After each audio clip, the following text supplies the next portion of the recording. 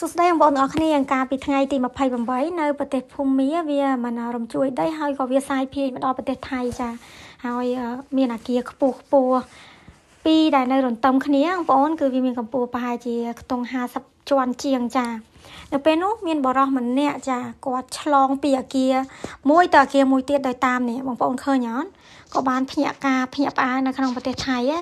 បរិះនោះគឺជាបរិះជនជាតិកូរ៉េចាដែលមានវ័យ38ឆ្នាំចាហើយនេះគឺជាគាត់ចាគាត់នៅប្រទេសថៃហើយគាត់ប្រពន្ធគាត់គឺជាជនជាតិថៃហើយគាត់ក៏មានកូនម្នាក់ដែរនៅមុនកែថែ10នាទីគាត់បានប្រាប់ប្រពន្ធគាត់ថាគាត់ទៅហាត់ប្រាណនៅអាគារជាប់ហ្នឹងអាគារ C ចានៅពេលដែលគាត់ទៅមិនទាន់បាន10នាទីផងគាត់ឃើញអាទឹកនៅកន្លែងអាងហ្នឹងវារំជួយហើយធ្លាក់មើលទៅក្រោមទៅដូចវារំជួគាត់មានការភ័យខ្លាចតក់ស្លុតយ៉ាងខ្លាំងពេលនោះគាត់សម្រេចចិត្តថាដំឡូចេញពីអាគារ C មកអាគារ B ដែលប្រពន្ធគាត់នៅហ្នឹងព្រោះអាគារ C ហ្នឹងគឺអាគារដែលគាត់ទៅហាត់ប្រាណពេលនោះគាត់ថាដូចស្រឡាំងកាំងមានការភ័យខ្លាចនឹងរត់ធត់ខ្លាំងមែនតើនៅឃើញហេតុការណ៍នេះប៉ុន្តែគាត់ថាទោះខ្លាចគាត់ត្រូវ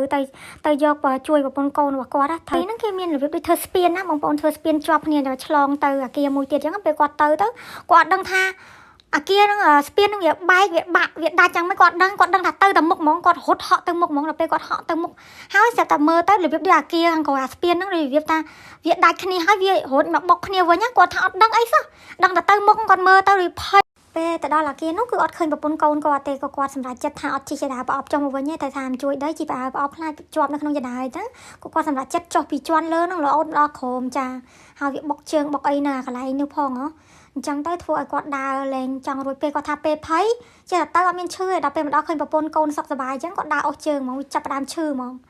ហើយគាត់ថាអរគុណព្រះជាម្ចាស់ដោយផ្ដល់ជីវិតឲ្យគាត់រស់នៅសារជាថ្មីវិញណា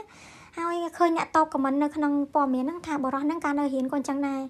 មនុស្សល្អណាគាត់ជួយមិត្តភក្តិគេធ្វើបាបមិត្តភក្តិអីគាត់ជួយរ៉ាប់រងឲ្យជួយជំនួសអញ្ចឹងណាហើយគេមនុស្សតបខមមិនជាច្រើនគាត់ថារឿងអញ្ចឹងឃើញតែក្នុងខ្សែភាពយន្តនេះឥឡូវមកជួបពិតហើយពិតជាបរិះអង្គអាចក្លាហានជាហេរ៉ូមែនធ្វើឲ្យប្រទេសបរិះនៅប្រទេសកូរ៉េមានមុខមាត់ដោយសារគាត់អញ្ចឹងដែលល្បីនៅពេញប្រទេសថៃចាសូមអរគុណនិងជម្រាបលា